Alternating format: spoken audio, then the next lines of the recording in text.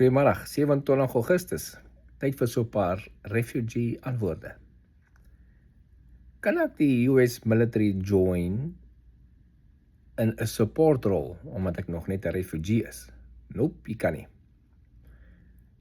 Jy kan die refugee of die US military join wanneer jy 'n groen kaart het. Beide as 'n soldaat of in 'n support rol.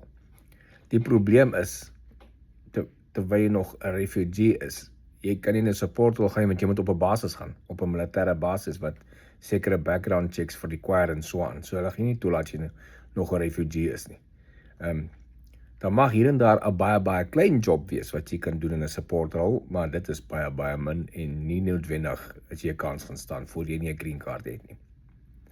Okay, kan ek die polisie of border patrol join as 'n refugee en dan miskien help dit om my groen kaart proses vinniger te laat gaan? Absoluut glad nie.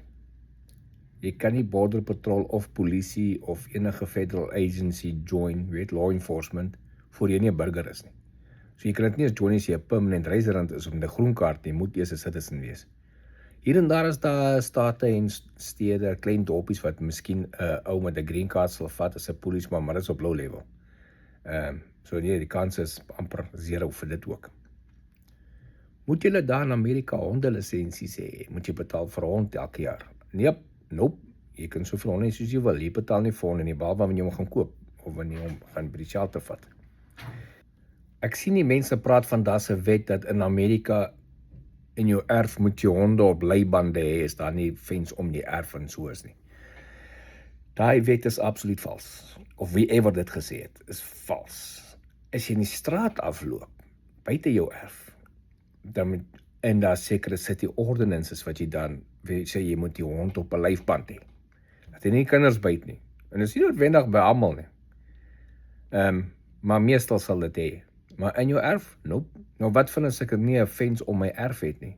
Moet ek dan heeltyd my hond aan 'n kabel laat op en af hardloop en in 'n lyfband en wat in 'n kabel vas is? Nee, jy koop dit vir 'n necklace. Jy sit hom om sy nek. Gaan jy op jou app op jou foon, dan maak jy die boundary op jou yard van die Google Maps af. En dan sê jy vir die hond, hy kan nie daar verby gaan nie. Want as hy hardop te by merk, dan gaan die necklace om shock. En dan kom jy gou agter, hy kan nie daar oor gaan nie. En dit gaan hom nie dood shock nie, dit gaan maar net vir hom laat weet, hy kan nie verby daai punt gaan nie. En dis wat hulle noem invisible fence. Baie mense gebruik dit hierso. As ons op 8 maande medies is en ons 8 maande medies is verby, wat stel jy voor, wat se medies moet ons kry? Ek kan nie vir jou voorstel wat se medies moet jy kry nie, elke ou met sy eie goed. Hierdie is 'n oopmarkstelsel, elke ou met sy eie ding koop wat hy wil koop en sy eie goeders. Ek kan nie vir jou medies voorstel nie, want my medies kom by my deur my company. So ek kan nie vir jou voorstel nie, maar my company gaan nie vir jou medies gee nie.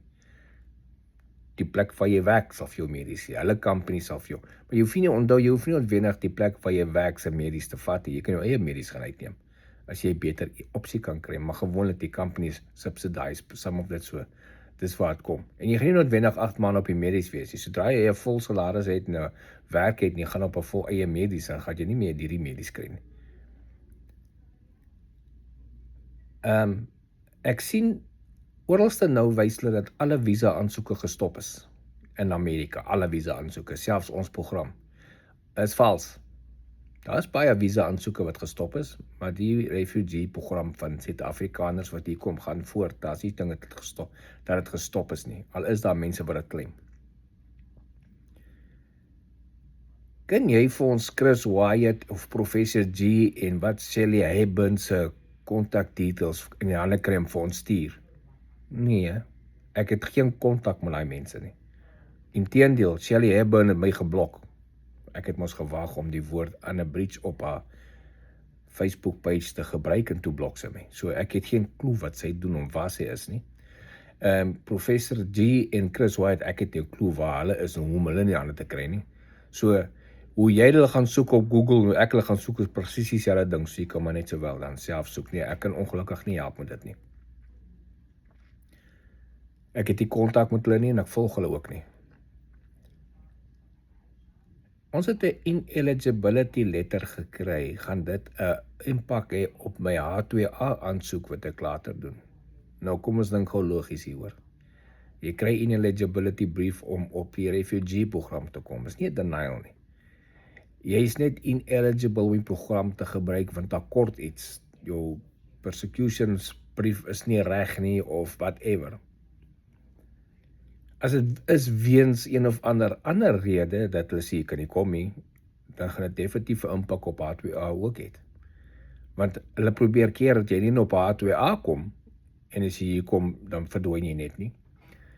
Maar dit is nie noodwendig dit gaan jou H2A stop nie. So jy gaan aansoek doen met jou H2A, gaan maar daai program aan. Hulle sal vir jou by daai interview sê of jy kan kry of nie.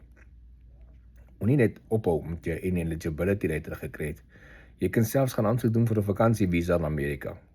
Dis nie 'n goeie kans om dit te kry nie, man. Jy weet nooit nie. Jy moet altyd aansoek doen. Wat van, kan ons ekstra bagasie bring? Wel, jy kan, jy gaan maar net self betaal daarvoor. Maar kom, ek gaan julle gou raad gee. Onthou as jy in Amerika aankom, dan kom daar 'n caseworker jou optel. Baie keer moet hulle eie kar. Imagine julle is 'n gesin van 4, byvoorbeeld. Elkeen het 'n groot tas en 'n carry-on en 'n handsak. Julle kom maar aan. Nou het julle besluit, nee, elkeen gaan 'n ekstra groot tas saambring. Elkeen een ekstra. Nou het julle nie meer 4 tasse, nou het julle 8 tasse. Nou kom hy daar met sy kar, ek verwag 4 mense met 4 tasse en 'n carry-on ding. Nou is daar skielik 4 mense met 8 tasse en elkeen 'n carry-on. En hy het nie plek om alles te pak nie. Julle gaan nou daai goed moet ekstra tasse op die lughawe moet secure, na julle akkommodasie toe gaan en weer later terugkom om hy te kom haal. Dit gaan jou kos. So dit gaan nie net jou kos om die tas op die vliegtuig te kry nie, dit gaan jou kos om dit by jou hotel, jou destination te kry ook. Dink bietjie daaraan ook, onthou dit nie, hulle verwag, en partykeer moet 'n caseworker 2 of 3 families optel op beslag. Wat van die vertaling van dokumente? Onthou, jy kan nie aansoek doen vir die program en jou papiere wat jy vir aansoek moet gebruik is in Afrikaans nie. Hulle lees nie Afrikaans nie. Geboortesertifikate en daai goed moet in Engels wees. Jy weet? Ja, maar my skoolsertifikaat is Afrikaans. Dis fyn, bring jou skoolsertifikaat Amerika toe, as jy hier stuur hom na maatskappy toe. Hulle vertaal hom na Engels en hulle translate hom na American style. Dan gaan jy kry 'n brief by wat sê hierdie is equivalent van Amerikaanse standaard 10 of equivalent van 'n Amerikaanse bachelor's degree. So, daai kan jy na Amerika kom vertaal en translate na American kwalifikasies toe. As jy wil in Suid-Afrika al die ding in Engels vertaal, kan jy dit doen, daar betaal, en kom jy hier en sê jy hom anyway instuur om dit te translate na Amerikaanse kwalifikasies toe. Maar jou ander goed wat jy moet aansoek doen, geboortesertifikate, marriage-sertifikate, skeibriewe, daai moet in Engels wees. Jy kan dit nie in Afrikaans ingee nie. So, jy gaan jou eie tyd mors en die hele ding op hul sit as jy dit nog Afrikaans het. Kan ek om my dokumente laminate om dit veilig te hou? Moet asseblief geen dokumente laminate nie. Want jy gaan 'n groot probleem kry as jy in Amerika aankom en jy moet aansoek doen vir jou green card. Hulle vat nie gelamineerde dokumente nie, glad nie. Wat sê jy is die beste? Homeschool of public school of private school? Hey, dis jou keuse. Ek persoonlik sit jou kinders onmiddellik in 'n public school in. As jy die geld het om in 'n private school te sit, kan jy go ahead. Baie plekke wat ek al hier gesien het, is private school niks beter as 'n public school nie. Jy betaal maar net. Dis die verskil. En daar's nou exclusive kinders daarin, want ryk ma's en pa's is dis hulle kinders. En gewoonlik is daar 'n probleem met ryk pa's en ma's se kinders, want hulle dink mos hulle is nou, hulle maak wat hulle wil, want hulle pappies is ryk. So nee, as ek jy is, die kinders in 'n public school. Jy kan hulle homeschool as jy wil, no problem. Maar onthou, hulle kom nie in aksie met ander kinders nie. Hulle sit heeldag by die huis. Hulle gaan nie die kultuur aandeel van Amerika nie. Hulle gaan nie assimilate met die Amerikaners nie, want hulle sit in hulle huis heeldag in skool gaan hulle dit nie. Jy kan met hulle after school activities gaan doen, sê sport speel of so. Maar dis nie genoeg nie. Sit hulle in 'n public school. Maak seker die public school is 'n ordentlike plek. So ook daar waar jy gaan akkommodasie kry, maak seker daar waar jy gaan bly, check die public skole uit vir jou adres kies, want jy moet skool gaan in die omgewing waar jy bly. Wat van linked couples? Gaan ons saam oorgaan en dieselfde plek toe gestuur word? Nee, dis nie 'n garantie nie. As jy gelink is met jou ma of jou adult kinders of so, of jou ouma. Dis nie 'n garantie dat julle op dieselfde dag gaan vlieg nie. Dis nie 'n garantie dat julle in dieselfde plek toe gaan nie. So, dis nie 'n garantie dat julle gelyk gaan klammak met die proses nie. Verstaan dit maar net.